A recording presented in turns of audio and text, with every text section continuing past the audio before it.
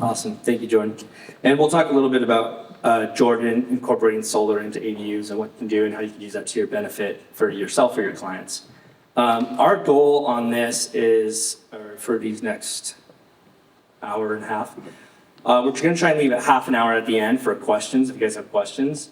But it's just to dump on you guys as much knowledge as possible that we can about how we started doing this, why we started doing this, what we've learned, the mistakes that we've made. We've made a lot. So hopefully you guys can learn from that. And then if you have any questions, just as agents, how we use this to create more business for ourselves. So Jared and I, we've done over 450 flips. We've built over 300 ADUs now, along with Ethan, who's also our business partner on those companies. During COVID, we branched out from Power of Two Realty and we started our own design company. So we have one of our buddies who's an engineer, who's not here, but he's a structural engineer. We stole him from his job. We stole Ethan from his job. So Ethan runs our property management company, which is a totally separate company. So once we get tenants in place, we're managing the property, splitting up the utilities. It's a hot mess, takes a lot of work. And Ethan runs also the construction side of things as well. So we have a separate construction company that builds these out. We got our GC license during that time, during COVID. And so we have the plan company, we have the property management company, we have the construction company, and then we have Power 2 Realty that was, helping acquire the homes, looking for them, selling homes for investors and pointing them into that. So that's a little bit about our background and where we come from and our knowledge base. And before we get started, I'll let everyone on this panel kind of introduce themselves, how long they've been in the industry and kind of what they do. Ben is our go-to attorney. The guy's a genius. He's awesome. He's a great guy. So anything real estate related, probate, anything like that, we've turned to Ben for a long time for that. He's a great partner. Own a couple properties with Ben as well as a partner. So he's a great resource, a great knowledge base in real estate. And so he's helped us walk through and navigate some of this with some of the cities as we've had some problems, not problems, but just misinterpretations of the law for ADUs that we've had to struggle with some of the cities. So Laura, I'll let you introduce yourself first. Laura Locke, mortgage broker here in California, or here in Riverside. Been in this industry 23 years, so a really long time. I got the opportunity to meet these guys 4 or 5 years ago. This is before ADUs were a thing. And I actually just happened to drive by their office at Magnolia, and I just walked in one day as Jared was walking out, and we struck a conversation. From there, this was the time where he was kind of dabbling in different things. If you ever met Jared, Jared's a visionary, brilliant mind. He's always thinking, how do you extract more value, whether it's for his investors, whether it's for himself. So he's extraordinarily forward thinking.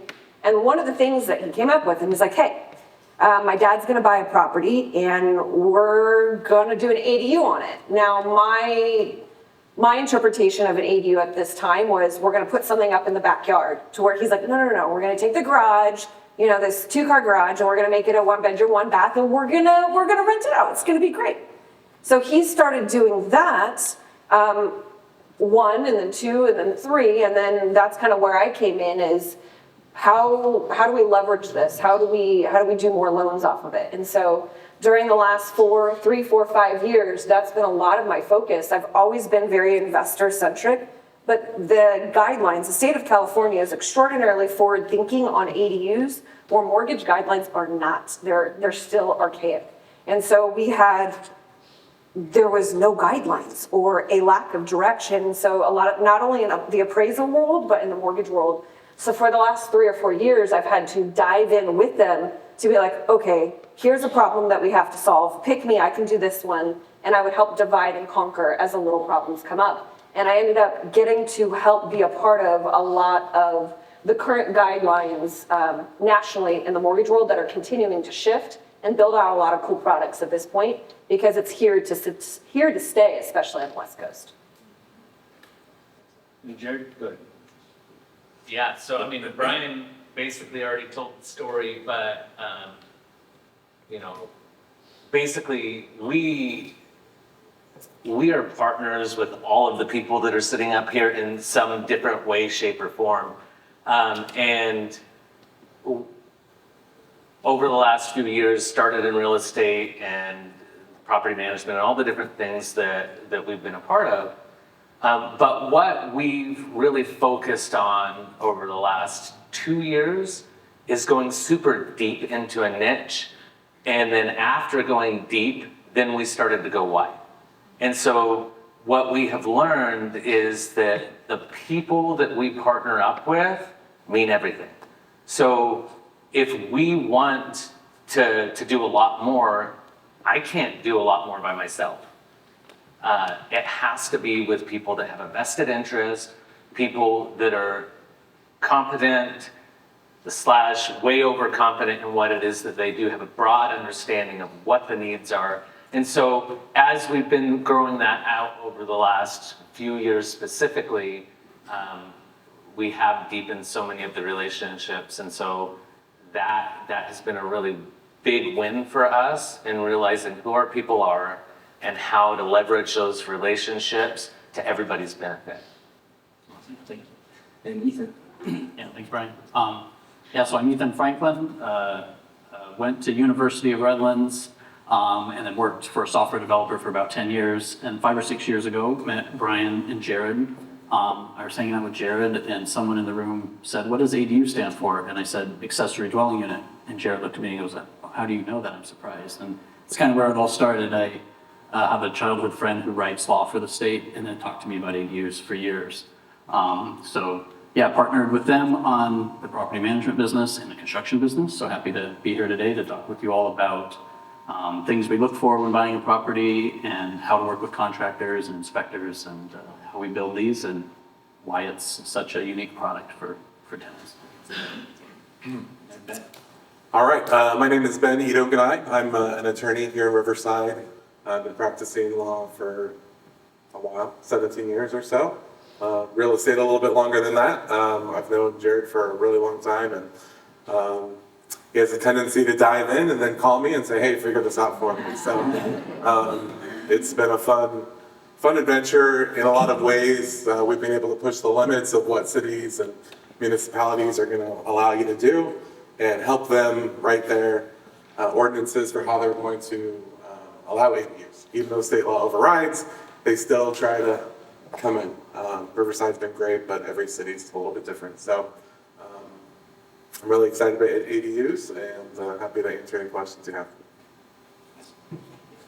All right, and so we kind of talked about this a little bit in one that we did in Beaumont a while ago, but as you guys know, the field's changing for us as real estate agents and the buyer broker commissions and all that kind of stuff. It can be kind of daunting, and that's always weird. I don't know about you guys, maybe some of you are pros at it, asking someone to sign a buyer broker. It's always a weird conversation, at least it felt like to me. I felt like I need to provide value to them. So I definitely feel like this is a niche where you can provide value as a real estate agent and show them how much you know about this and be like, "Hey, yeah, you need to sign this because I'm the expert at this. I'm gonna help you walk through this entire process." It doesn't end after I sell you the home and I walk away and I opened up a couple doors and you're paying me 10, 15 grand to do that. I'm going above and beyond that. I'm gonna hook you up with connections. I'm helping get plans done. I'm gonna get you through the city. I'm gonna get the permits done for you. And then I'll help you find a contractor and get this house built for you, this ADU built for you. And so I think this is a great niche to be able to do that in and make yourself a pro at it. But speaking to that, we're gonna gear this towards real estate agents, obviously, because most of us are real estate agents in here. And so, Jared, maybe you could talk a little bit to that. Like if you were gonna help out, I think there's 2 different scenarios that we definitely looked at when we started this. One, which we didn't do too much of, but it's that first-time home buyer, someone that's looking to do a house hack the property. And then number 2 scenario would be you have an experienced investor who maybe owns multiple properties and you're pitching them on this. So maybe you can talk about those 2 different scenarios. Yeah, for sure. First of all, I'll start out by saying I get super myopic. And so for me, when Ben said, I just dive into stuff, I get really excited and I'm like, well, everybody should own an ADU. Everybody should buy a house. Everybody should be a real estate investor. I do want to preface what I say by the fact that I now know that none of those statements are true. Not everybody should be a real estate investor. Not everybody should buy a house. And I know that's faux pas to say here, but it's true. And then also, not everybody should do an ADU as a hack. This isn't a for everybody product. I will say that up front. But when I do say that, it is an amazing product for people that are the right profile and that can leverage it well. So if I were like a young married couple or like a kid just getting started out and wanting to run a hack for myself, or my buddy was pointing me in the direction of how to do this, I would target a 4-bedroom, 3-bathroom house. If I can find that and I can convert that 4th bedroom and 1 bath into a junior ADU, that's a very quick hack. It's a cheap way, relatively speaking, to add a lot of value to your house as rental property. And so if all I have to do is throw in a kitchenette, like you don't even have to have a lot of the stuff that goes into ADU that's attached, like firewall requirements and things like that, when you're doing a junior ADU. So you can make it quick and cheap, relatively speaking. And so that would be the thing that I would do. And then, look, if there's a detached garage, that's a big bonus. Or if there's a 3-car garage, that's a big bonus. Like, so there's some things so you can phase it. So that would be something that I would say. It is possible to do something like that if it's the exact right setup and plumbing's all in the right spot. You could do something if you're running the hack by yourself and bringing in your buddy Joe to do the construction on the weekend. You could do something like that for 25 grand. Now, you're not gonna hire a contractor to do it for that price, but still, like, that's a cool hack. So there's that. And then to the investor portion of this. And then what, maybe talk about rents on that, like what would that rent down for? Yeah, so rents on that, depending on what city you're in, you're gonna be anywhere from, if it's a studio apartment, like probably $1,300 to $1,500 a month. Really great area, you may get 16. But if you're getting, let's just call it $1,500 a month for something that you spend $25,000 doing, your return on that is insane. It's like a 60-some-odd% return on your money. That's pretty cool. And so, but also that's just cash flow wise. What we've noticed as we've been doing these projects, we get appraisals after the ADU's done, and that'll bump up your value. On the low side, 50,000. On the high side, it could be 150 or 200,000 if you're in the right neighborhood.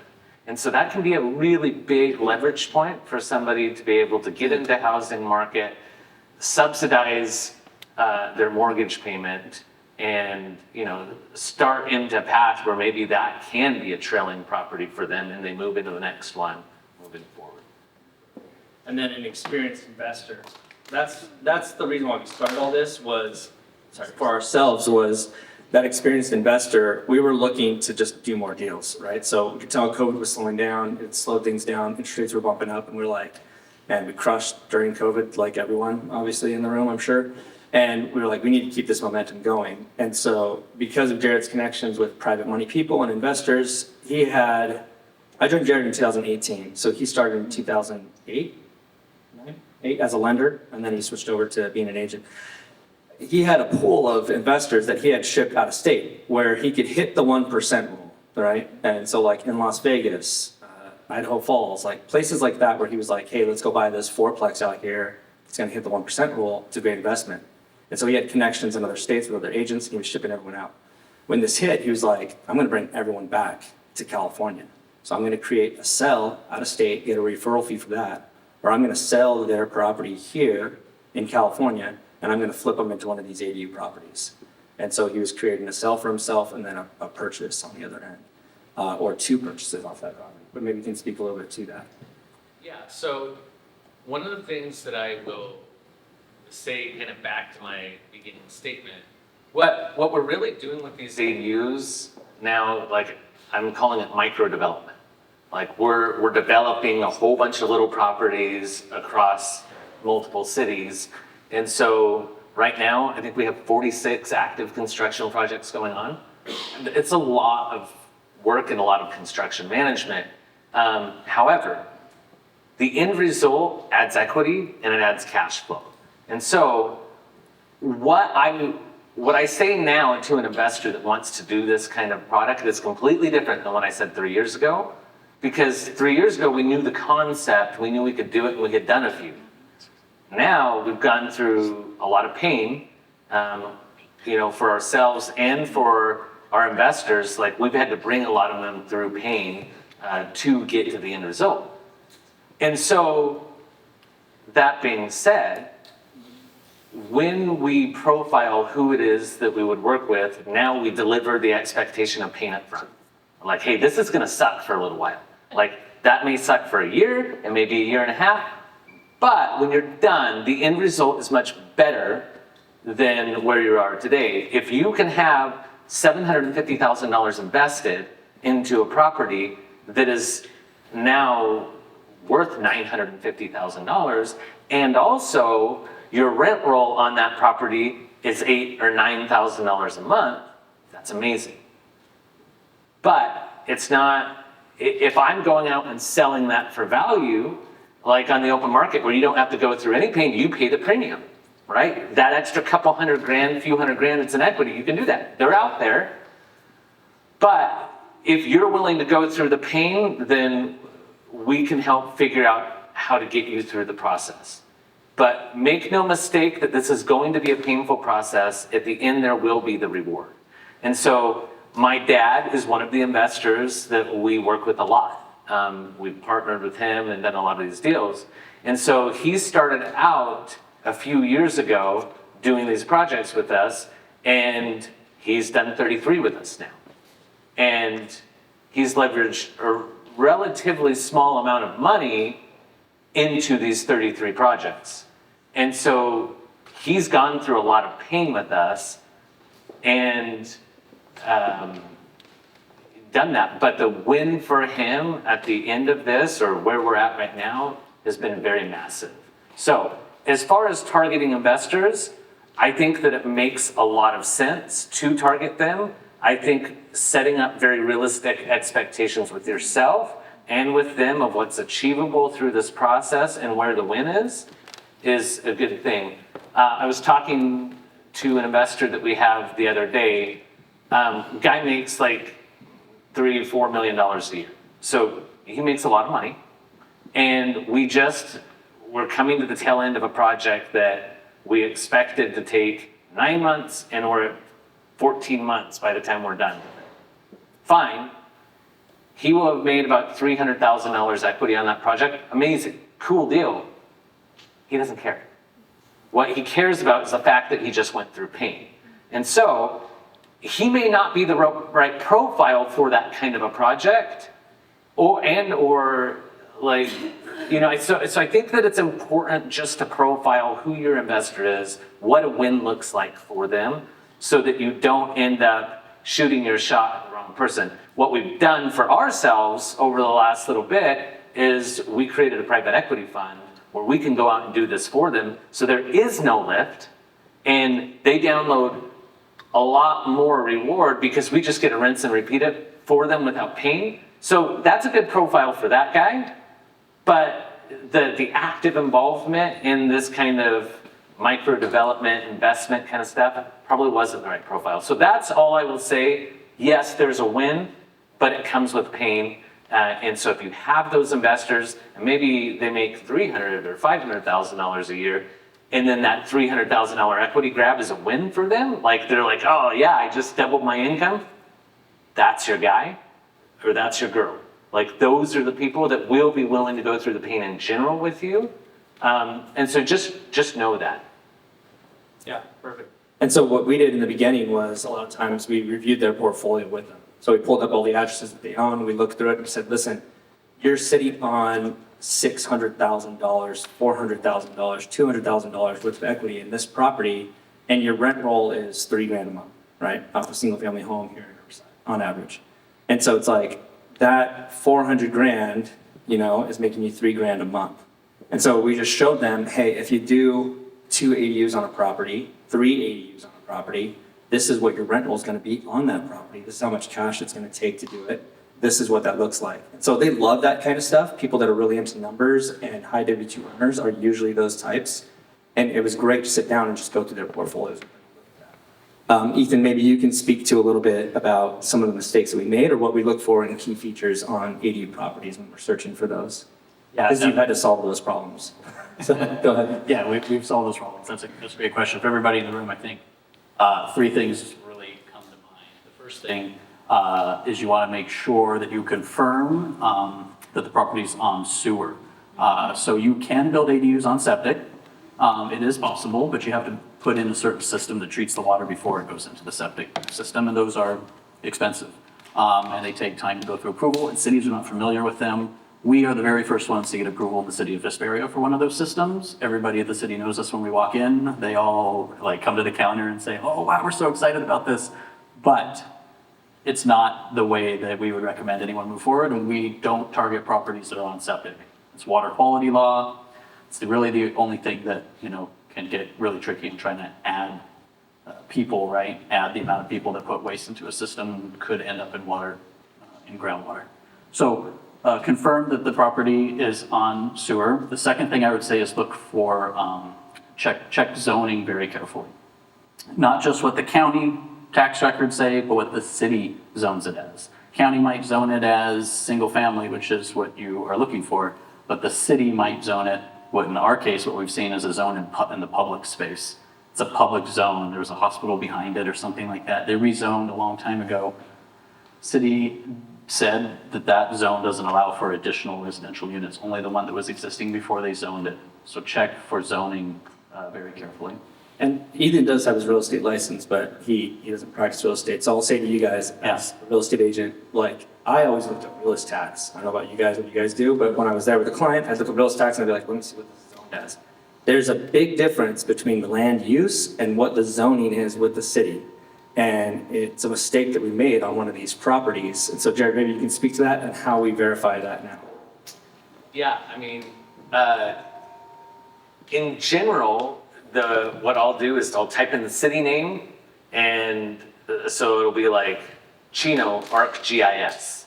And so you can type in Chino zoning map or whatever, but ArcGIS, if they have it in the city, allows you to just plug in the address and it takes you straight to it. And then you can see what it's zoned and see what its uses are. If that use allows for housing, then you're good.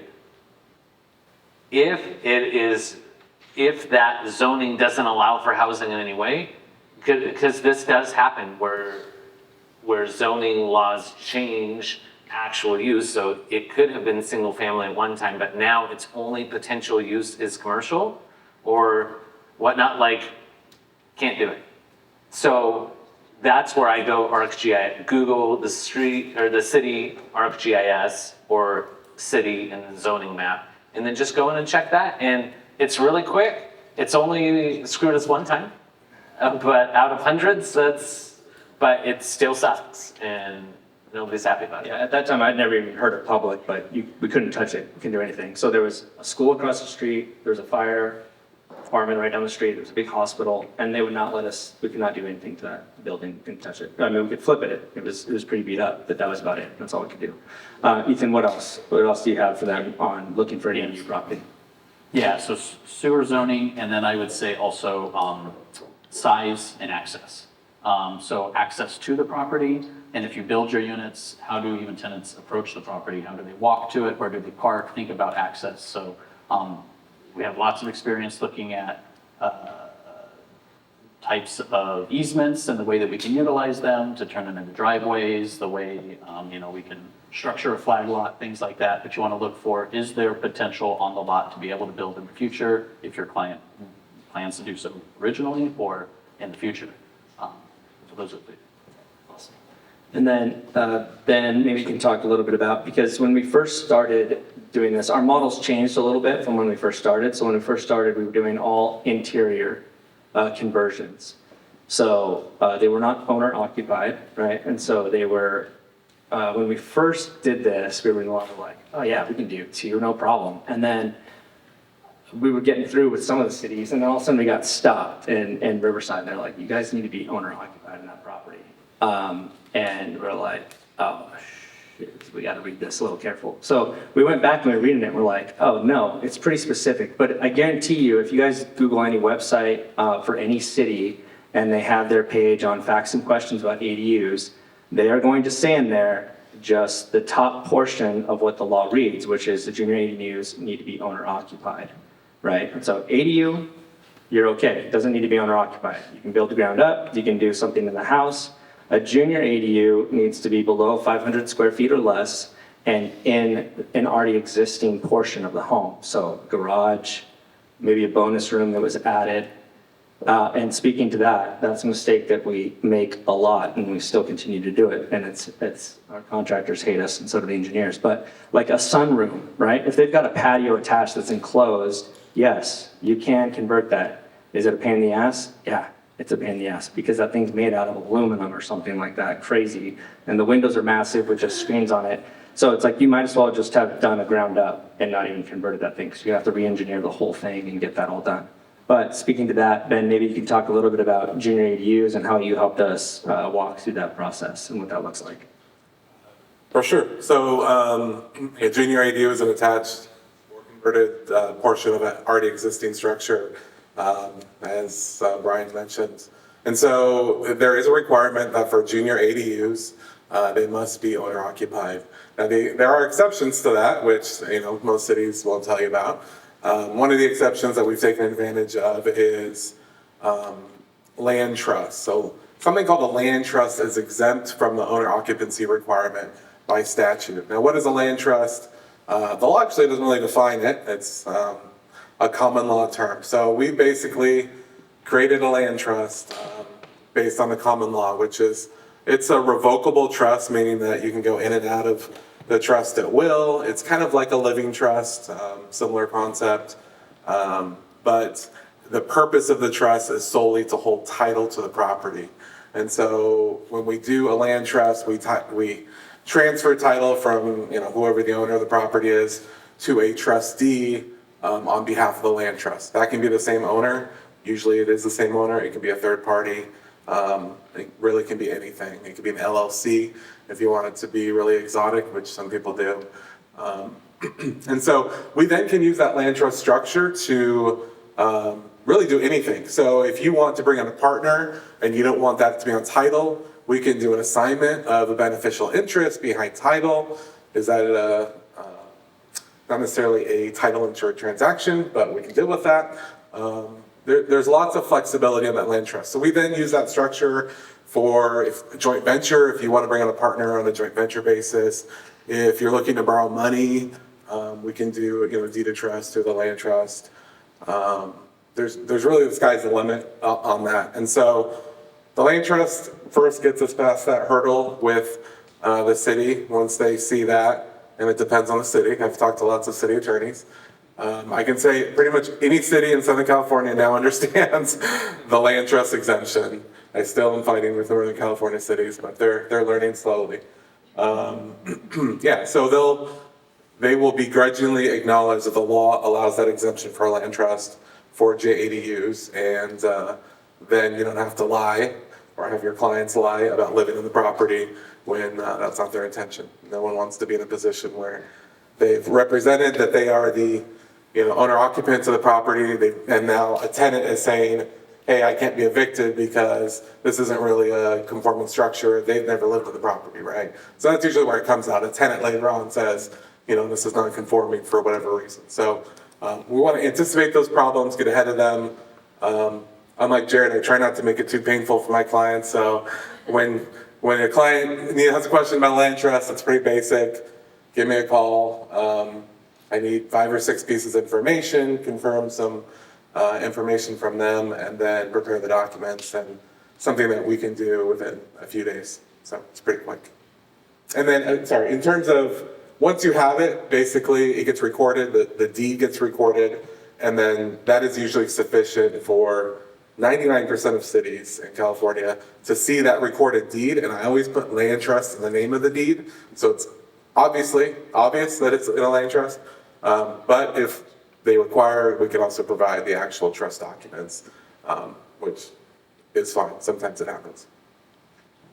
Perfect. And so 2 follow-up questions then before you've been on that. So one, I think a lot of agents, a lot of us have heard land trusts or are familiar with them, but if they are going to then sell the property, how does that work, it being in a land trust, one, if they were ever going to sell it in the future? And then two, if I'm a new agent and I'm out there hustling, and we do believe every agent should own investment properties. Like, it's crazy that how little of us do. We're the first ones to see a lot of these deals, either in your office or you just come across them naturally. I don't think a lot of agents understand the power of that. If you have the deal, you can usually find the money pretty easily.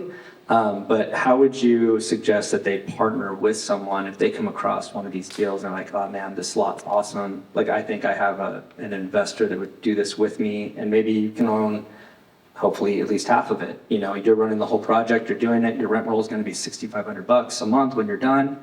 You could pitch them on that. Or maybe they're just gonna give you 25% ownership of the property, something like that. But you could do something where you own a portion of that property with them. How would you suggest they structure that?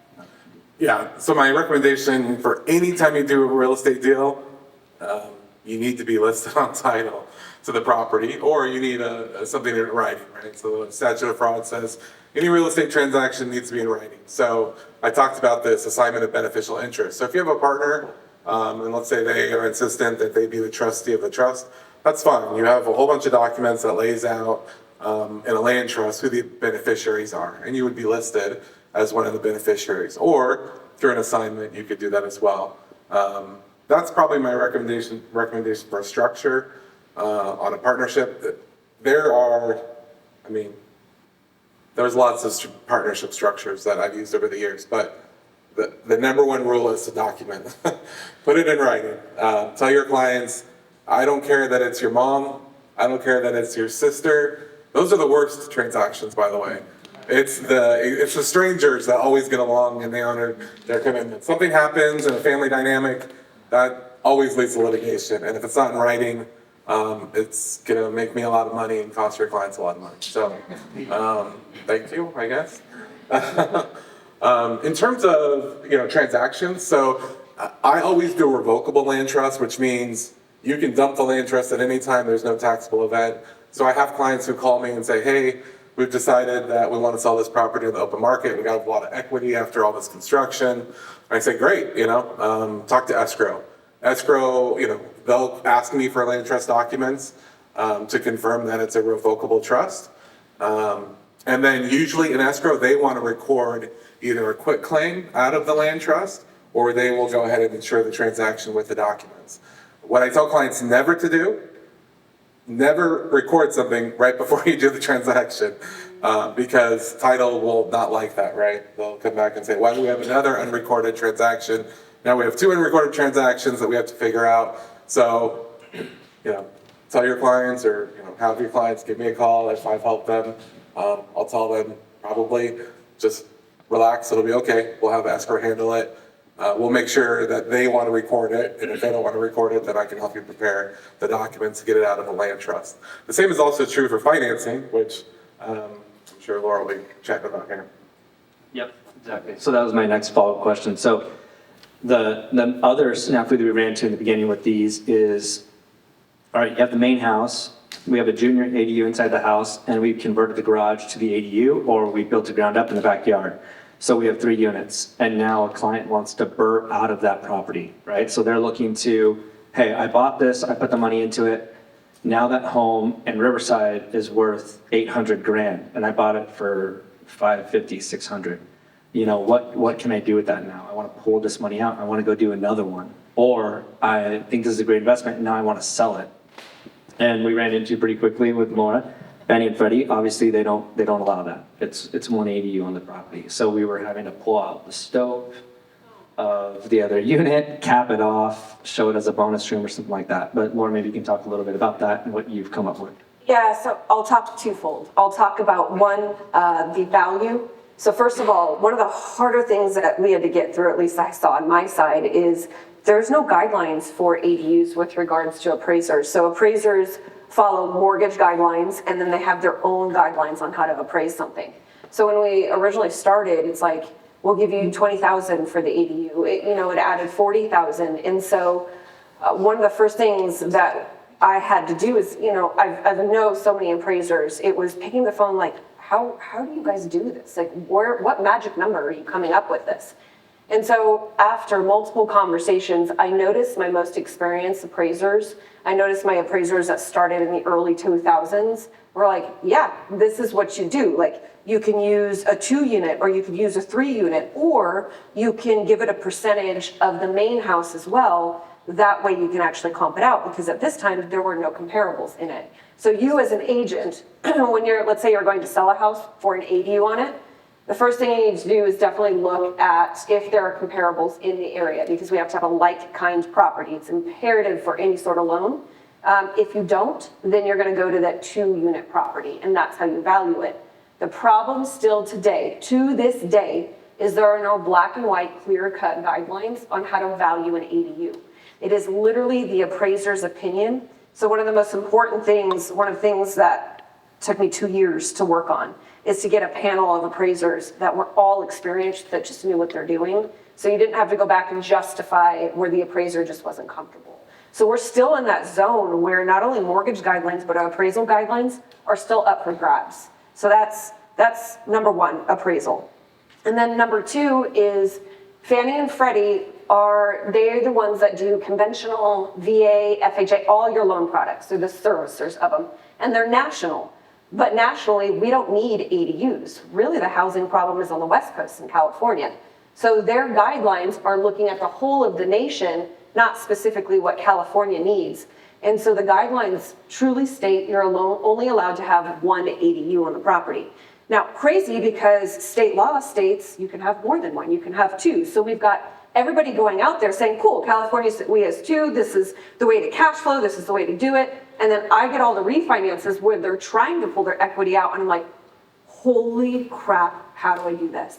And so building that product, and I literally flew across the nation a couple of times to have these conversations, is 1, we now have a product that can have up to 4 ADUs on the property, and I'm working to where it's 8 ADUs, which will be good, because now we're getting really the same interest rates, nothing changes, it's not a conventional product anymore.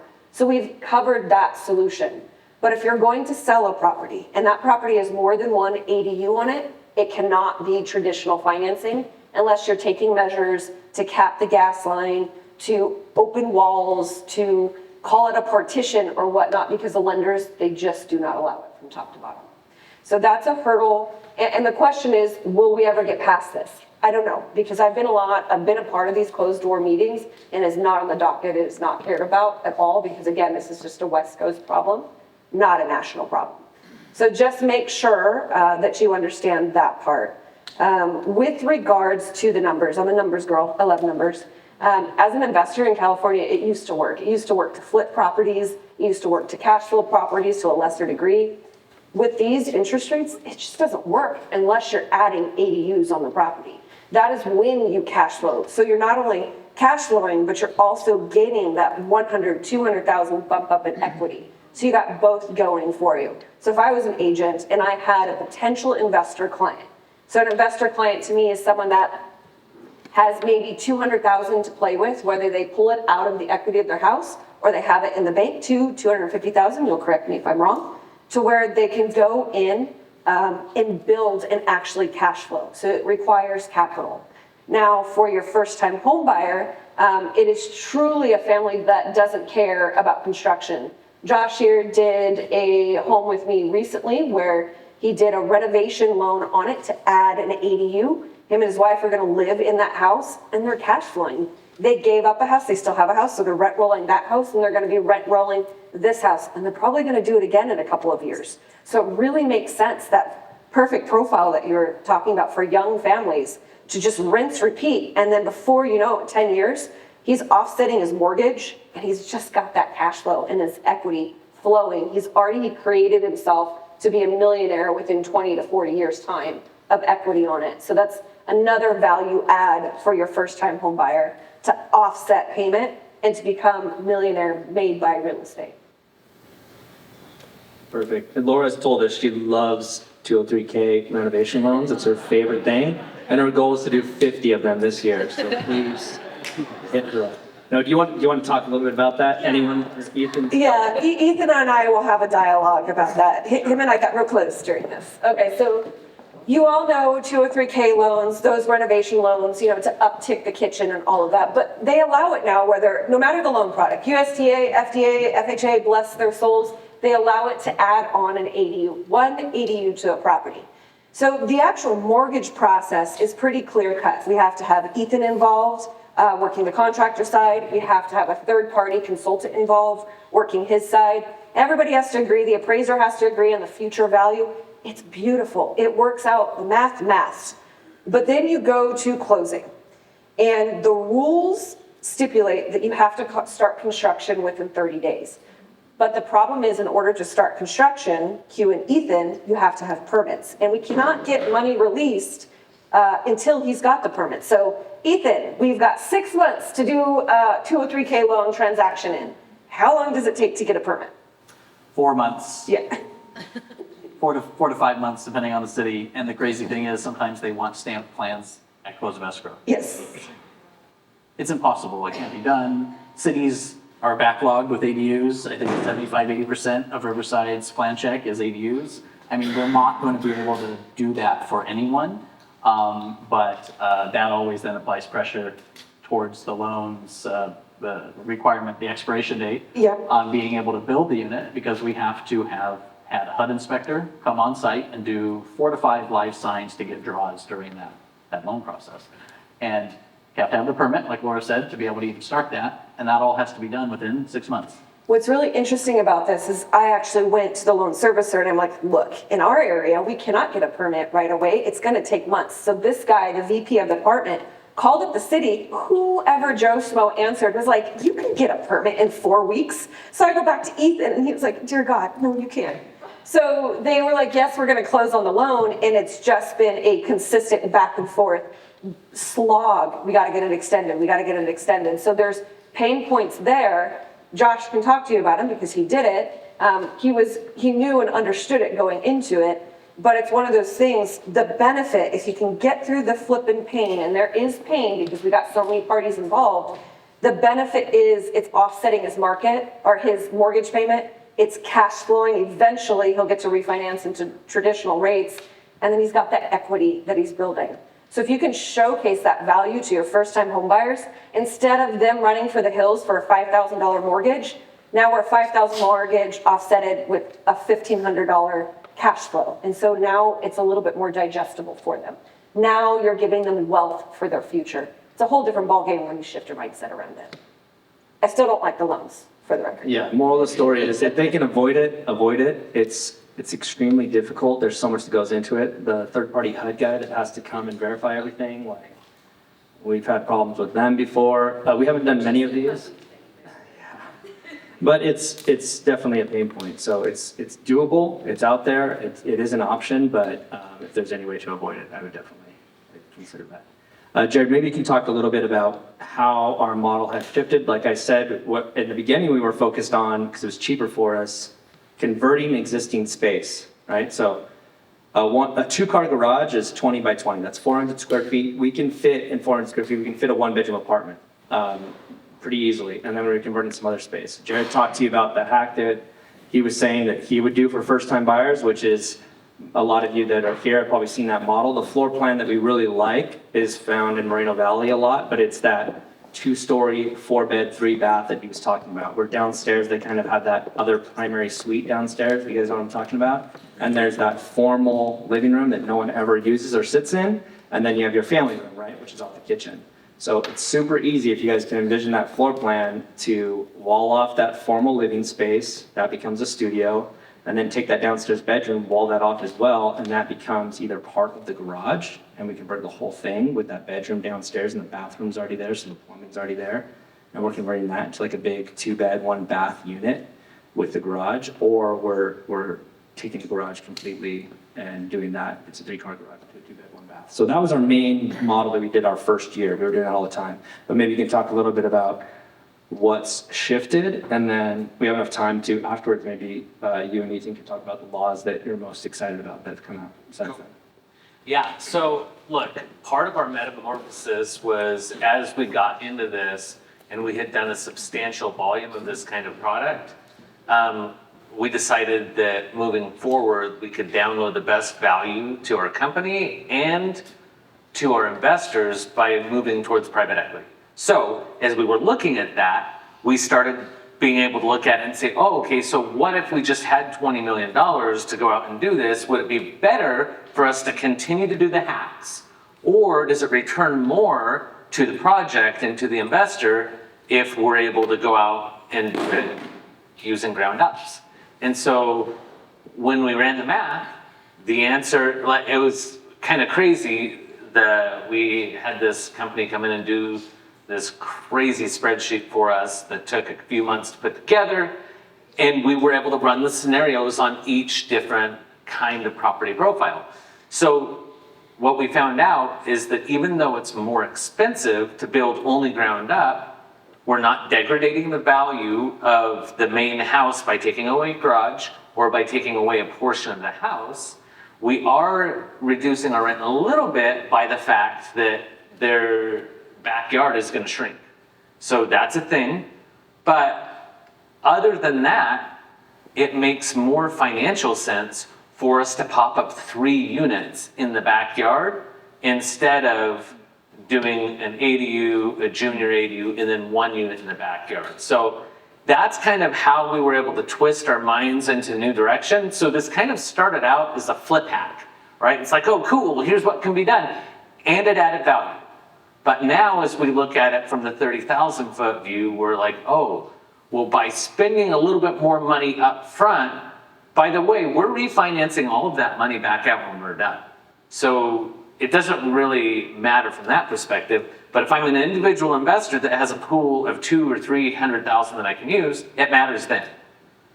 But if money is not the issue on the short term, then the question is, it's not what can be done, it's what should be done. And what should be done more often than not is putting the 3 units in the backyard. So the question is, how do we achieve that? Well, you're allowed to do 2 ADUs on a property, right? Like so the way that the law reads is there's an A and B in the law. The A portion of the law says that you can get an ADU and a junior ADU within the existing house or within a proposed portion of the house. So that's an attached ADU and a junior ADU. And then section B says 1 detached ground up. So at the bottom of the law, or this is in the handbook, but it also says it in the law, it says municipalities must allow A and B together. So that means you can get 4 units. That was a fight that Ethan had with the city of Riverside for a long time to get them to finally understand that we could do that. But Does everyone understand that, what Jared just said? We want to repeat that again. yeah, so the A section of the law says that you can get an attached ADU and junior ADU. The B section of the law says that you can get a detached ADU, ground up. And so, should it take, yeah, and then at the bottom of the law, it says that cities must allow you to do A and B together. So you get the 2 units and you get your 1 unit together. I'm gonna take a question. Sure. Does the attached unit have to be the garage? It does not. Attached garage? No, so it's within proposed or existing. So proposed means I can build it. And so we didn't understand. Attached to the house. Attached to the house. We didn't understand it that way at the very beginning. Now we do because we've had people help us understand that. So that means I can get 4 units, but I have to use a junior ADU. What we figured out over the last few months, 6 months, is that SB 9, no lot split version of the law, so there's 2 parts of SB 9, one that allows you to split the lot and do 2 units on one and 2 units on the other, or there's the no lot split version of the law, which you get to just add 3 more units. You add a second primary to the property, and then that still is allowed to have an ADU and JADU, or you use it with just an ADU and then you also do a detached ground up ADU. So that's how you achieve 4 units on a lot, combining SB9, no lot split, and combining the ADU lot. So by doing it that way, now you're just popping up apartments in the backyard. So we've learned over the last little bit that we need, when we're pitching what we do to people, we need to distill it very simply. I don't want to talk about ADU or SB9. I just say we're leveraging the laws in California to put apartments in backyards to solve the housing crisis. That's all we're doing. So we put apartments in the backyard to solve housing crisis, whether they're ADUs, SB9, I don't care. We're getting units in backyards. So that's what we're doing now. Maybe you can talk a little bit why we're doing that model and how we're using 1033, or we hope to use 1033. Yeah, okay, so that's a really good question. So one of the laws that dropped early this year is, man, I always get confused. They have AB and SB, so I think it's AB 1033, but it could be SB, it doesn't matter. But 1033 allows for condoization of these ADUs. Now, right now, it's a law that the cities adopt. So San Jose is the first city that did it like 3 weeks ago. And we're very, excited about that. But you cannot use a junior ADU with condoization. Like all the portions of the law going throughout junior ADUs are very clear. You can't sell it separately. However, ADUs you can, like those designations don't exist. And so what ends up happening when we go out and create a product and we put 3 units in the backyard, those units may add, if we spend $450,000 adding them, maybe they add $700,000 in value to the property. Great. But when you're able to sell those off individually, we've been able to look at other markets that already have this. So Oregon, Washington, Hawaii, they all have the ability to sell off your ADUs separately. And so as we've been able to look at that, what that looks like is if I have a 3-bedroom, 2-bath ADU, what does that trade for? Well, very, very close to what my condo down the street trades for that's a 3-bedroom, 2-bath. It's very close. So when I'm saying I'm forcing $300,000 worth of appreciation on a project that I just did, that's based off of what I could sell it for as a whole property. But once it's condoized, it increases the value pretty significantly. And so what was maybe a $300,000 bump in value, maybe a $750,000 bump in value now by using condoization.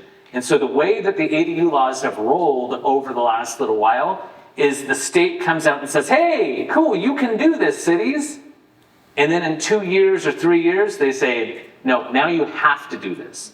So with our connections that we've made over the years and that Ethan made when he was a little boy with the person that's writing these laws, as we're talking to them, they're like, no, this is happening. The timeline could be 2 years, it could be 4 years, but the state will mandate that everybody has to allow this. All of the cities have to allow condoization. So as we're being thoughtful about the value that we're creating on our projects, we don't want to use junior ADUs if we don't have to. And partially because it limits our size that we can do, but also partially because it puts us in a position where that's not separately sellable. Now, obviously it's transferable with the house that it's attached to, but there's additional value added by it being able to be sold separately. And there's 2 values there, right? There's the value to the investor, so the person that you have buy that house, but it's also when you do sell that condo, we've got a lot of first-time home buyers that cannot afford to buy. So this will open up for first-time home buyers affordability again. Yeah, go ahead. Do we need to have a separate gas line, all that for ADU, or it needs to be with the house? Yeah, great. That's a great question. One step, right? Yeah, so he was asking, do you need a separate gas line, water meter, probably electrical meters, all the utilities? Do you need separate meters for all that? Yeah, I can take that one. No, it's actually not a requirement in ADU law. When it comes to SB9, and when you add 4 units to a property, you need to be able to upgrade your panel beyond just 200 amps. Most people have 100 amp on their house. Going to 200 amp is fine when you have just your garage conversion and the junior. If you're going to add a 4th unit, you need more power. So you need to go to 400 amp. Sometimes it might make sense to put a new meter service separate, dedicated for that additional fourth unit. But traditionally, with the 300 ADUs we have built, we have not, water meters cost 7,000 to 15,000 depending on the city. Panels are much less, but we have not done individual meters. So we have a property management company that rents these units, and we have a full team with multiple staff members that manage the utility bills. So if one tenant was to have the bill in their name and they move out or they don't pay, we can't have utility shut off for other tenants that share that. So we have it in our company name, and we do a split, and it goes on our online portal where the tenants pay rent, they see their portion of utilities. It actually usually works out less because they're able to split all the fees as well. But it is something that they have to understand in their lease. They're agreeing to, they're going to pay their portion of utilities. So we don't traditionally split meters. And so strategically, when we switched over to this 4-unit model, we will be trying to do separate meters wherever we can, just because if we can conduit these and there is an option to sell these off in the future, we want to have that option. It honestly it does make it easier. It is more costly, but yeah, we have 2 employees that work just full-time on utilities and split those up. And we will get to everyone's questions. If you guys remember the questions, sorry, I just don't want to mess up real quick. We have 2 more comments that I think will help you guys out in doing this as real estate agents. So we've talked a little bit about plans and getting that through. So we have our plan company. You guys can talk to architects or talk to someone that you trust that might know this as well and use them as a resource. For us, it's $5,000 is what we charge, and we get you through the permitting process to job card in hand, plan stamp from the city. If you're looking to do this with someone else, it might cost a little bit more. If you're part of our little course that we have, it's $3,500 for those plan sets. But Ethan, a major part of this, and one of the hardest things to figure out, is contractors and pricing. Because if you can do this affordably, it makes sense all day long. If you have someone on average, if you go to some of these websites, Snap ADU, Symbion is another one, it's a good one. There's another guy at Rancho who does a lot of building. And you look at the websites, they list pretty clearly, like they're about $400 a square foot to build. But Ethan, maybe you can talk a little bit about that, contractors, the pains that we've gone through. Because having 45 current projects going on, we had to build out the crew to be able to take that capacity on. A lot of our guys were flippers, right? And so flipper contractors, as you guys know, as agents walking through those properties, it's pretty hit and miss, right? You're like, that is totally off. That's not soldered right. That looks weird. There's no caulking on that. The tile's all crooked. Those are our guys. We love those guys. But they do not want to work with retail clients where they're in the home watching them and being like, redo that tile, take that all out. That looks like crap. Our guys hate that kind of stuff. That's why they want to work with flippers. They just want to be left alone. They want a vacant house where their guys can go in, drink a couple Modelo's after work, and get out. But even maybe you can talk a little bit about that, what that looks like when working with contractors and building that relationship. Yeah, and that's the key right there, right? It all comes down to relationships. The majority of the contractors we have, licensed contractors with multiple crews that they manage under them, and I oversee that with those licensed contractors. They're relationships that Jared and Brian have built over a decade. They have just added to their crews. We have done a lot of work to add, and we have added some more recently. And we have a kind of a joke that we all have amongst ourselves about you can have cheap, fast, or good. You can only pick 2. So if we have contractors that are the right price, great. We want someone who can get the job done quickly, and then and have really good, good quality, have a really nice product at the end of it. And very few have all 3. We have some that have a great price, beautiful at the end. It takes 2 to 3 times as long. So you can only usually pick 2. We're trying to find, we have a couple that fit all 3, but those are very difficult to find. We've gotten up at 5 in the morning and gone out to Home Depot with donuts and coffee with the truck bed down and tried to meet people that way multiple times at different Home Depots. Again, it all comes back to relationships. It's really hard to qualify these guys. They all say they can do everything, and that's always a bad sign. It's always like, no, you need to have people subs under you that can do electrical, that can do drywall. If one guy says he can do it all, it's probably not true. Really working to get referrals or work with someone that you already know, a contractor that you know, and say, I trust you, can you get more people to work for you? Is the tactic we've used, and it's worked really. Yeah, so our guys now, the two major guys that we use a lot, I mean, they've got 5-day crews underneath them now, that can each do 2 jobs at a time. And so that's how we built it out. We were trying in the beginning, like Ethan said, we were going to Home Depot, we were going on Facebook, we were running ads, we were going to NGY out of Chino, which is our big cabinet vendor that we use, and we were putting up signs there and asking them to pass out our card and having calls. And it was working, it was going okay. And we just realized in the end, it did not work. Like you could do one job and it would go okay, and we're like, all right, we'll give them a second one, and it would just all fall apart. We're like, this sucks. And so we just doubled down on the people that we were using that we did trust. And so for me as a new agent, what I would do is I would go to someone that I knew was flipping, in the area. What we did that kind of was work, but go to your title rep and be like, hey, can you give me every property that was bought from a corporation that bought in an LLC? Because most likely that thing's gonna be flipped. And so you could drive by that property and see what crews were actually working on the job. Are they there? Do they have multiple guys working? The other thing I would do is go to a property manager. We got Jeff here, there's other property managers here. Ask them, who does your repair stuff? Who do you guys use that's helping you fix stuff up? Talk to other experienced agents. I mean, you have Steven in here, you have Marty in here. There's so many experienced agents that have been in this industry forever that have those connections. Now, if they're giving up their contact, to us, that's gold. Yeah, some of them are gonna be like, no, pass it. But a lot of them are gonna be open to share that, and give that value to you and try and look for that, or your broker or someone from your team that you're looking for. But it makes all the difference finding that, because if you're paying $400 a square foot, all the value is gone, right? You just ate up everything. And so there's nothing there left to refi afterwards and go and work with Laura and do that. But I did see a lot of hands coming up, so I do want to give time enough to answer everyone's questions. Do you want to add something to that, Jared? Yeah, I do. There's one thing that I want to say about that contractor piece though, and we have a buddy, Eric Escobar, down in Long Beach, that... A great follow on Instagram, Eric. Yeah, that talks about ADUs exclusively. But a lot of the content, like 1 in 10 pieces that he does, is about people that get screwed by contractors. So yes, I do care what the price is. That's an important factor. But even when we go through bumps and bruises with our clients as contractors, while it's not fun, it is cheap and it's relatively fast. But you know what we've never done?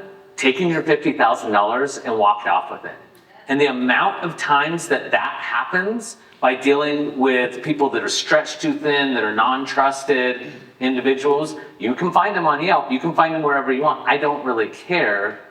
It is very important to know who you are working with, what their incentive is, and make sure that you know that they're going to get this job done. So if they've done a deal for a buddy one time, that's probably not enough. If you're gonna be recommending clients to these people, you need to know that they're gonna complete the deal.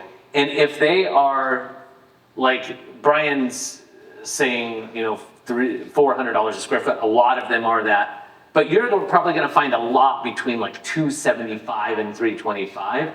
If you know that the guy is $325 a square foot, but you know that he's gonna get it done, lean into the trust and pay the extra money.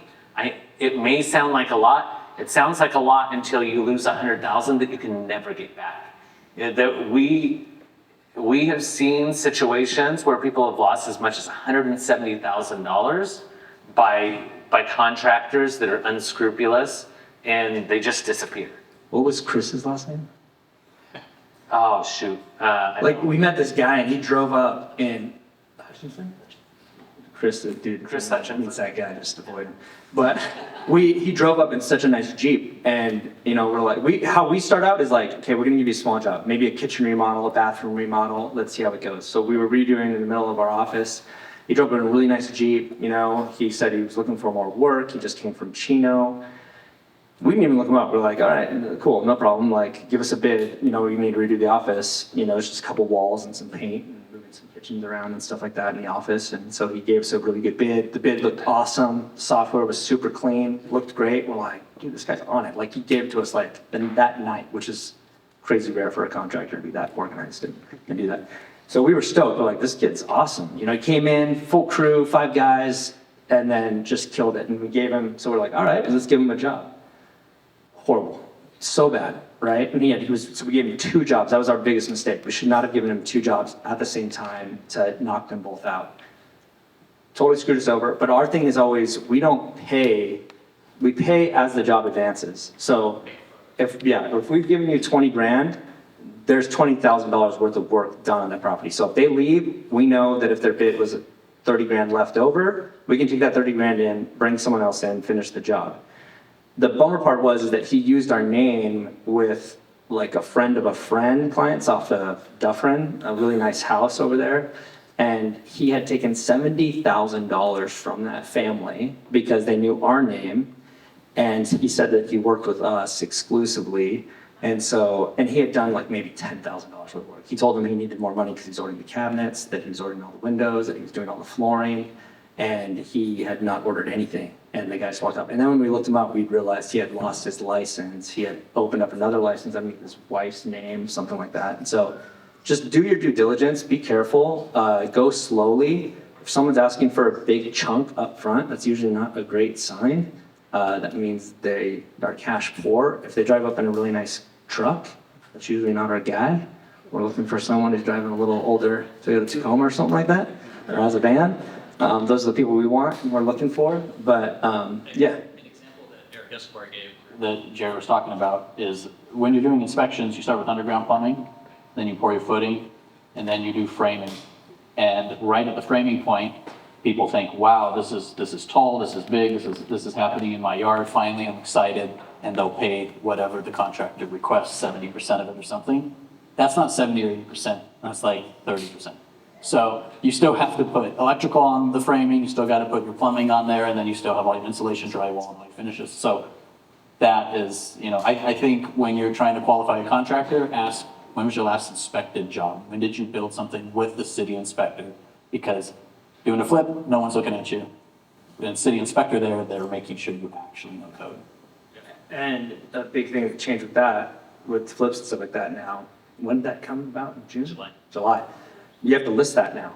So like when you flip a property now, we have to put who it was that did the work, right? So that's gonna be a huge game changer too.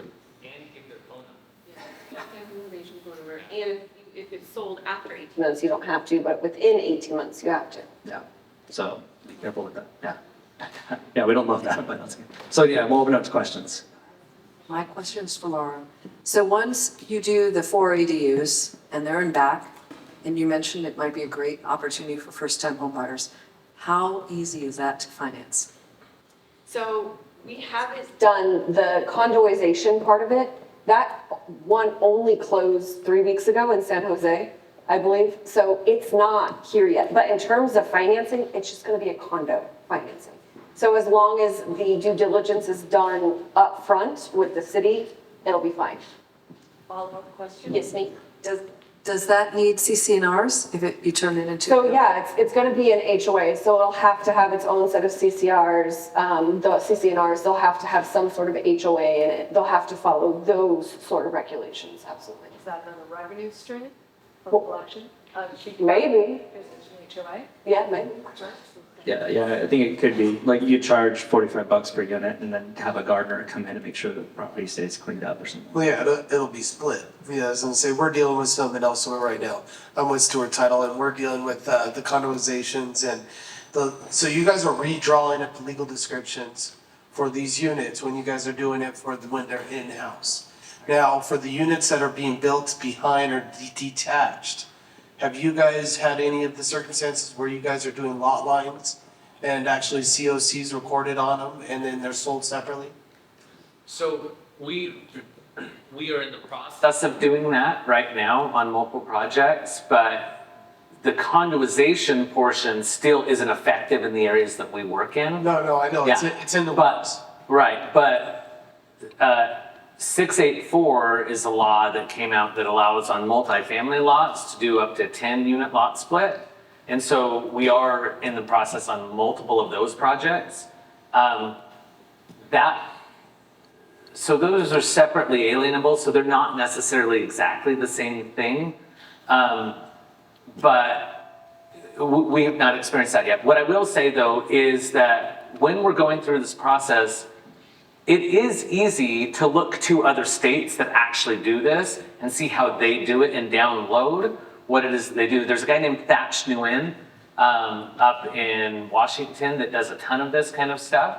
And he's connected, we're connected to him through another couple buddies. But those are the guys that we're asking, like, when we actually can do that, like, hey, how do you guys do it? And then Ben takes the opportunity to read all their stuff, translate it into Californiese, and then put it together. Like, so that's how we're looking at this opportunity. And then obviously, we'll see what's being recorded and what's being done up in San Jose pretty easily. Like, we can pull title. It's not that And what's crazy is when we were talking with Thatch, what he was talking about was when this first started in Seattle, you know, they were buying homes for 600 grand, but that was it. Now, if it has a big backyard, people know the value of that big backyard and what the potential is. And so it jumped up the price of that backyard by 500 grand, 600 grand on that property. And it's just a matter of time before that starts happening here in California. Okay. My question is, the next property I want to buy, I want to do a junior ADU and an ADU, but from the lending portion, I don't know if I heard you correctly, but you're saying that one of the ADUs doesn't comp out correctly, or it doesn't comp out what you think it should comp out to? Yeah, no, on the lending side of it, your traditional financing, you're allowed one ADU. Just because California says ADU and junior ADU, that doesn't mean you can get financing. So we had to create a program with the same rates, investor rates, same kind of parameters that allow for it. So right now, I think I might be the only one that has access to it, but it'll be coming out mainstream very, very quickly. So you're saying that, like comp-wise, is there Yeah. about the 3 units? Yeah, so comp-wise, so first thing you gotta look at, like everything in the appraisal world is like kind. Like it has to be, give me a like kind property. So if there's no ADUs whatsoever, and you can get financing for the two others, then it's 3 units. You wanna use at least one of those. Appraisers, because their license is on the line for this, right? And there's no guidelines around it. They're just making it up to the best of their ability a lot of the times. A little bit of guidelines have been written now, but they really want to see at least one ADU comparable, even if they widen their search. So that's something that you need. An experienced appraiser, to me, let me define it, is 10,000 plus appraisals under their belt, where they have a scope of work, where they know how to handle everything. So anytime I would go, if I were an agent, anytime I'd go into a transaction, if I can, I would try to research the appraiser and get their scope of work so I know how to speak to them. A fresh appraiser is not going to want to think through what to do, so that's when they're going to not give it any value, put 20 to 40,000, and you're done. Where an experienced appraiser will be like, okay, I've done something like this before, I know what to do, or I'm going to call my buddy who's got a buddy who's got a buddy in the appraisal world, and they've done it.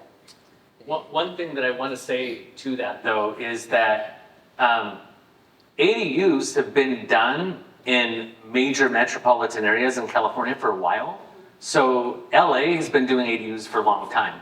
So while we may not necessarily have a huge ADU inventory yet in Riverside area, they do have it out there. So if we want to see what they're trading for, you can look to that other market and you can compare and contrast and be like, oh, okay, well, they're going for about 90% of the value as if they were a multifamily unit.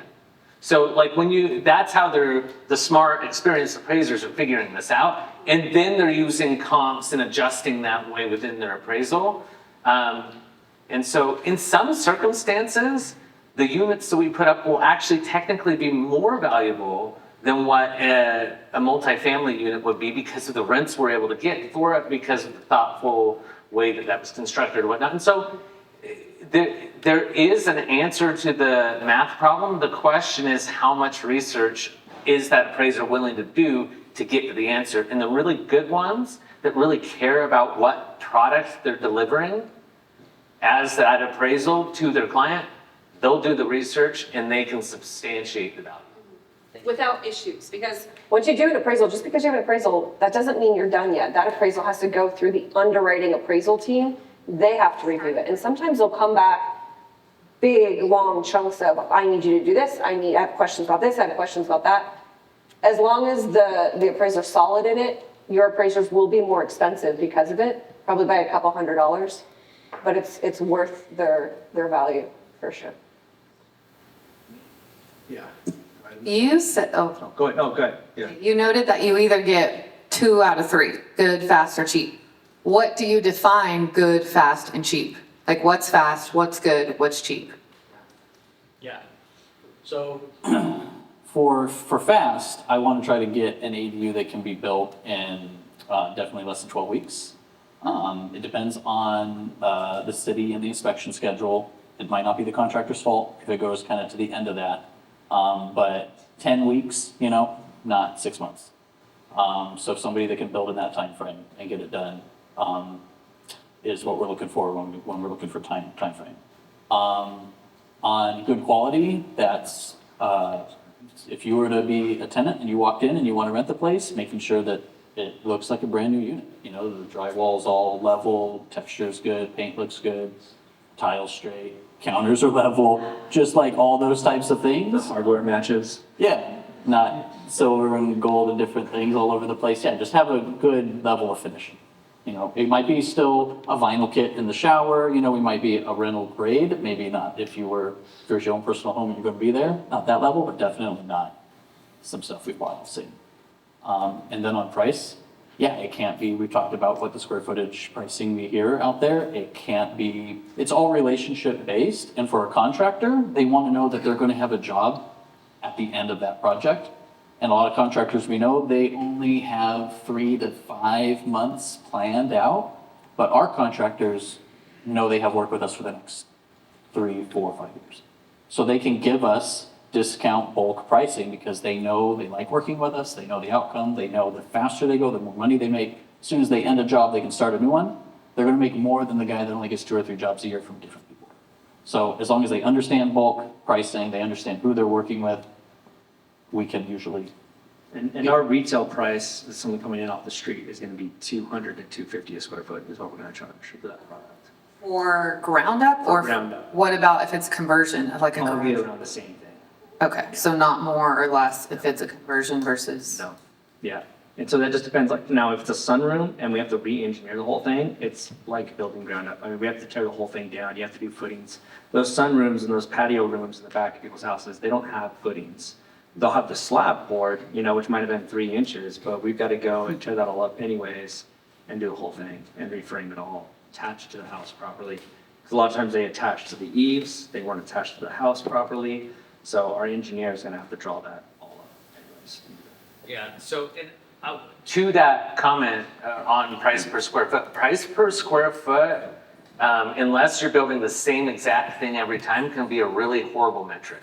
Because if I have a 300 square foot unit, I still have to put in a bathroom, I still have to run plumbing to it, I still have to upgrade my electrical panel, I still have to put in a kitchen. But if I've got a 500 square foot unit, those things are mainly all the same size, so my cost actually reduces in hard cost when I'm doing that in general. And so, look, depending on how big you are looking to scale this for yourself, like, you can get to labor and material kind of pricing, which is basically where we are at for our own projects. You can do that with a large volume. But outside of that, what you really want to be able to do is know that, hey, are these people going to be fair with me? Or are they going to try to make all of their profit on one deal because I'm never going to do anything else with them? For us, what we've looked at when we've set up these different verticals for business that we run for ourselves, we're like, okay, now we understand the real estate community. That's what we're a part of. And so if we can download that service to somebody else and we can scale off of our own volume and make a modest profit on a deal, then we're willing to do that. And so that works for us. We're not looking at it and saying, well, yeah, we can charge $350 a square foot, so we should do that. Like, we want to serve the community that we're in, but that's also still not a free thing. You can figure out how to be somewhere in the middle if you're running a decent volume of projects. But for us, like we're towards the lower end of what you can find on a reliable contractor. But what we do not do is walk off with your money and not complete that job. You guys are, oh, sorry. So I got a quick two-parter for you. For the SB9, once you get it split, are you able to go with 4 on that new parcel? I suppose it would be at that point too? Yeah, so you can, the reason why we don't do SB9 true lot splits and get 2 separate APN numbers is because there's an owner occupancy requirement on those. And it's not, you can't use a land trust with them to get around that. So you have to occupy that property at some point at one of those units. So that's why we don't do that. We have done true lot splits where the lot's big enough and we can just split it. We have done that before. We like doing that, when it's possible, because then you can, 2 separate APN numbers, easy to refinance. We can go nuts on both of those properties and do 4 on one and 4 on the other. And then now we have 8 units on that property. So we like doing that. We can do a true Just a lot. standard lot split? Yeah. Yep. Whole process. Okay, and then second, for the condoization, I understand like junior ADU, it's not gonna work, but attached ADU, will that work? Yes, you can still do it with attached ADU. Yep. Yeah. Correct. Yeah. If that comes into play, we don't know when that's going to come into play here in Riverside and around our area. Yes.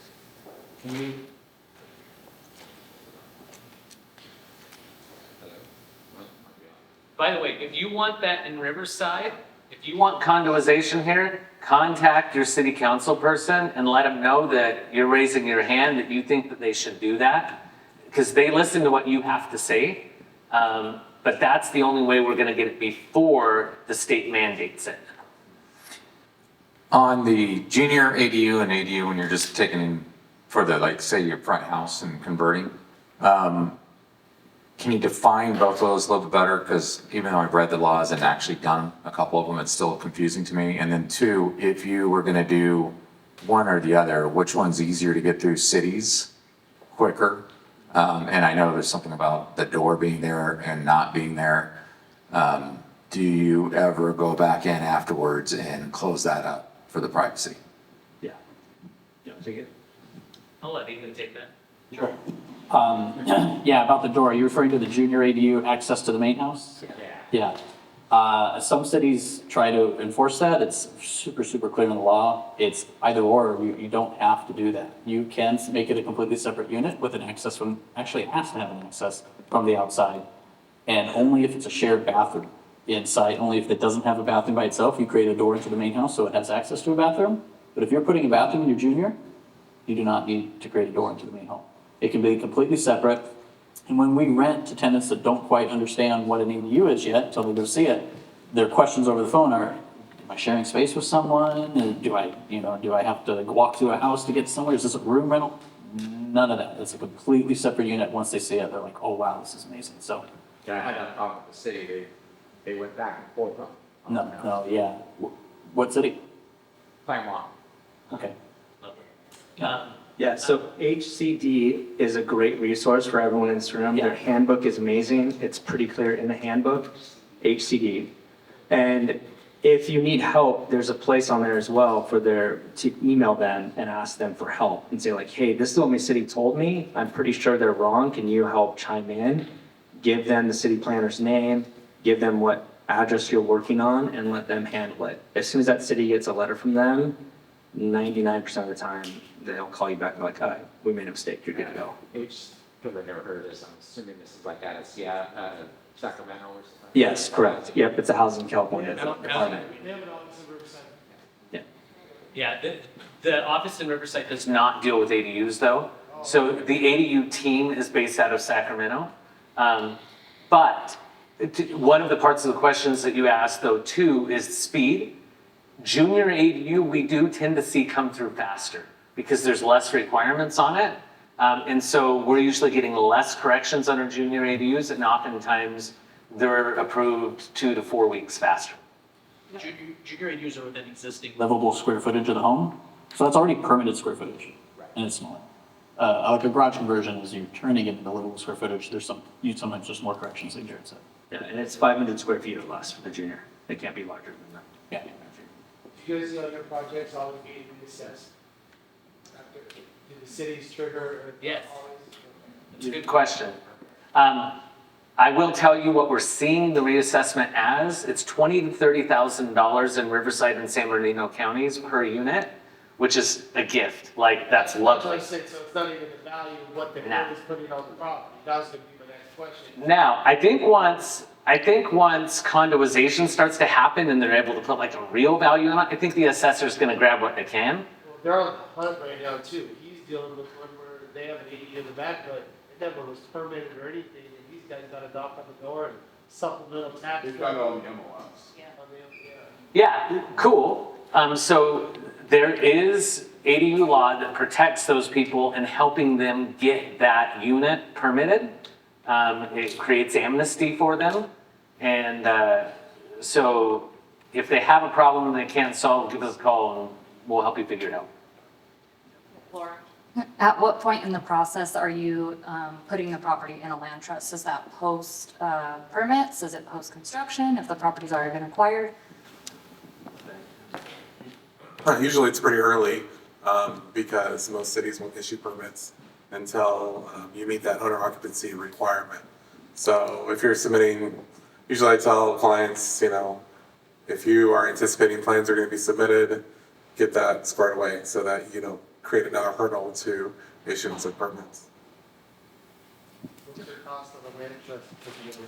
So I charge a flat fee, $1,800. How much? 1,800.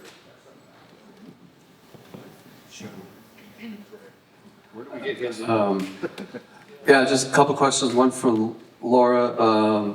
I just did an ADU in the appraisal. It's 750 square foot. They gave a value of 50,000. What are you seeing as far as a good value on a appraisal?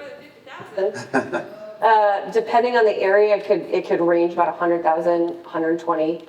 Okay, so that's kind of what you aim for, between 100 and 120. Yeah, that's definitely what I'm aiming for. I want to see a junior ADU. I'd love to see a 50 to 75,000, 750 square foot ADU. I mean, you could even push it. You can arguably push it, depending on the area. Calm it down. Up to 200,000. So that's what I'm saying. There are so many appraisers that just don't know. It's not defined, so they're not comfortable justifying it because they haven't, really gone through all the failures figuring out how to justify it. Okay. So when that happens, that's when we gotta get a new appraisal. Sure. And I would say this too. I would say when we list on the MLS and I talk to the agent, if we're selling more with an ADU, I'll say, hey, you're more than welcome, obviously, to use your lender. But if this doesn't come through, and there's a strong possibility that it won't because your lender doesn't have their own panel, they don't understand, I would always refer them over to Laura. I'm like, listen, she has her own panel, she knows what she's doing, she's gonna be able to get this appraised for the value that it is, and she will match whatever your lender's offering your clients, and I highly try and push them towards Laura first. If it comes back and it's great, awesome. But if it doesn't, then I'm like, you guys still want this in escrow, you better switch over and make this work out. Okay, one last question for Ethan. On your property management, since a lot of your units aren't divided up separately for utilities, how do you monitor like electrical usage, water usage, gas usage? Do you have like separate meters? Or how are you monitoring all that? We do a percentage split based on the size comparative to the home. So it's in the tenant's lease, and then the utility bills are split by that percent.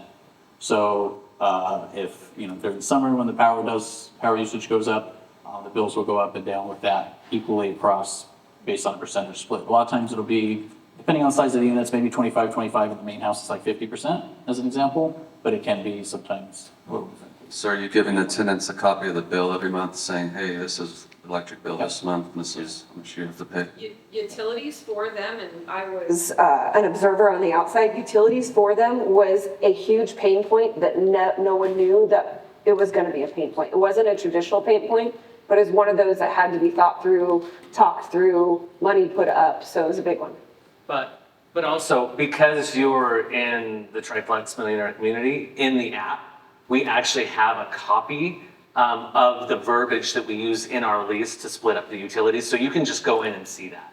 Because when we first started, we were doing it by head count. We're like, all right, there's 2 people in the ADU and there's 5 people in the house. All right, And it was just. But my cousin moved out. you Yeah, know? and then they're like, no, I see him, he has a girlfriend, she's there all the time, and like, pay more, and they're like, this is a nightmare. And so, it's same thing with parking, right? We define very clearly in their lease, we show them on a map, these are your two sides to park on, these are the other two sides, if you want to do tandem, that's fine, check with your, person that you're renting with.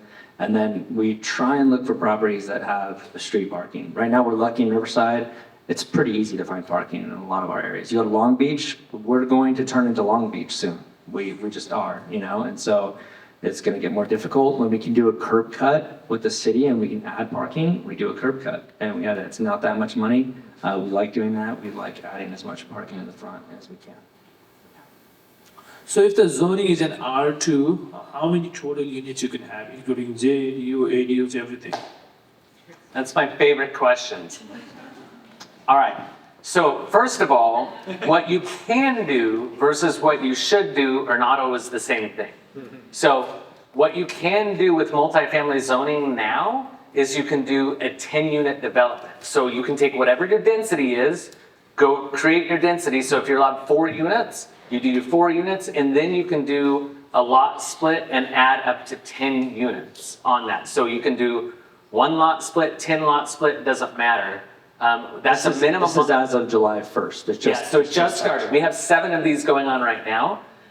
The minimum lot size for that is 600 square feet. Now, there's a few nuances to that lot, but we have a project that we're doing, I was just talking about before this, that actually, we're doing one with Stephen, that we just bought. And we are able to achieve on that lot that's allowed 13 units.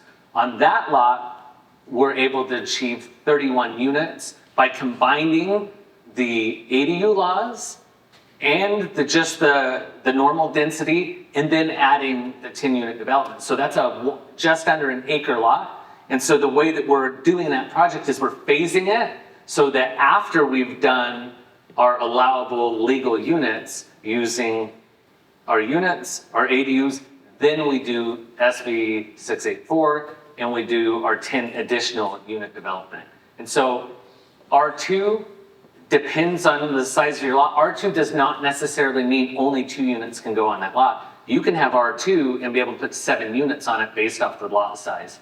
So either way, whatever your unit count plus ADU count is, then you can add 10 on top of that. You may not actually have the space to do it, but that's your max that you're able to do. Yeah, and our goal isn't to do 600 square foot lots. That's not what we want to do, right? You can do that, but it's not our goal. Yeah, but also when people think of a 600 square foot lot, they're thinking, oh, well, I can only build a 600 square foot house. No, you can go 3 stories, right? So you can do a 1,200 square foot house on top of a 2-car garage or 3-car garage. So there's multiple iterations. That lot is really aggressive on defining that there are no setbacks, like there's not height restrictions, there's lots of cool stuff. Let's say on the, Yeah. sorry, on the follow-up, so the 4 unit for the R1, regular R1, right? So when you say 4 units total, is that including the main house, JADU, a separate ADU, and what's the 4th one? So, yeah, it's a very complex question, and it all depends on your specific property. So once again, it's the density. So if your lot is allowed to have 3 units on an R2 lot because of its size. This question is for R1, so we were talking about the 4 units before, right? No, not Just a normal single family residence? Yeah. So we're using SB9 non-lot split. Yes. You're doing another primary residence with an attached ADU to it. And then we're doing a detached ADU on the other side, which was the current primary residence. So primary, JADU, and then a separate ADU and. Primary, detached ADU. Okay. On the other side, we're doing a primary with an attached ADU. Okay. Yeah. All right, thank you. Yep. Lynn. Okay. Okay. Yeah. So like I did that property, I bought a property that was almost an acre, and everything's really on the front. And so I did the whole investigate, like what's the potential there. And I got really excited because they told me, oh, I can put like multi-family in the back. But then I looked at the cost of that, and it was like, no thanks. Like, I'll never do that. What would you say to someone like me who like has potential to do it, but I mean, I was looking at $1 million, to go build all units out. Do you have creative financing? Do I go find an investor that'll go in? Like, I don't want to blow my opportunity to utilize what I have, but it's very overwhelming to think of the cost Yeah. before the tenant. We will pay whatever you paid for that property. Plus 22,000. No, look, I mean, there's multiple ways to do it. There are lenders that will give you the money to do that. My personal suggestion is like what you said on partnering. If you have an experienced investor that's done some development, that's probably your best bet to do that. Going into a big project like that, there are unknowns that when you're thinking it's $1 million, it may be $1.3 million. But then the question is, what's it worth on the end? Big cost. Right. Ooh, I guess I'm good. But if you bought it for 700,000, you put $1.3 million into it, you've got $2 million into it, but it's worth $4 million, awesome. You'll refinance out, it will be totally fine, but you need somebody to walk you through the process. And, I mean, like, what, yes, it could be. It would be him. Yeah, but I'm not soliciting you for that thing. I'm just saying if there's somebody that's experienced at that, that's who you should be working with on that thing. Because like we did not go to the thought process of we're comfortable doing 20 units until we had like 20 projects that were running with multiple units on each project. Then we're like, oh, well, we probably could just do this on one lot too. That gave us the confidence to do that. We would not have gone from 0 to 20. No way. That's crazy. Yeah. I have two things to say on that. So first of all, yes, I actually would partner. I've watched these guys like sleepless nights fail their way forward. I mean, that is where the experience comes from, is all of the pain points, and some of them are overwhelming and ridiculously hard. So you get that knowledge and experience up front, so you're more comfortable for the next time. What I see a lot of people do is hard money. Do hard money to be able to build. And then the home, we can value the home now and then figure out what you can refinance out into. Like, it's just a normal refinance. That part's nothing scary, but it is overwhelming taking on all of the nuances of building, the contractors. To see all of that, I would be partnering for sure. Ms. Jones. Yeah. I have a quick question. When it comes to finding, sourcing, as a busy realtor, to find these gems, it takes a lot of time, it takes a dedicated person. You must have some key searches. It might be the land size, it might be sewer, septic, or whatever. What are your key areas? Where are your key pain points for searching for these kind of properties?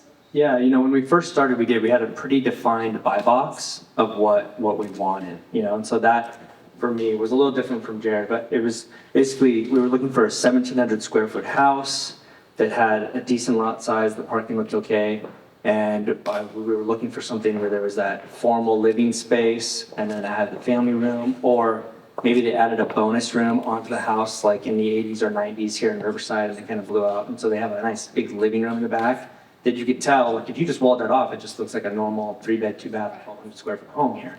But on the MLS, it's listed as 1,700 square feet.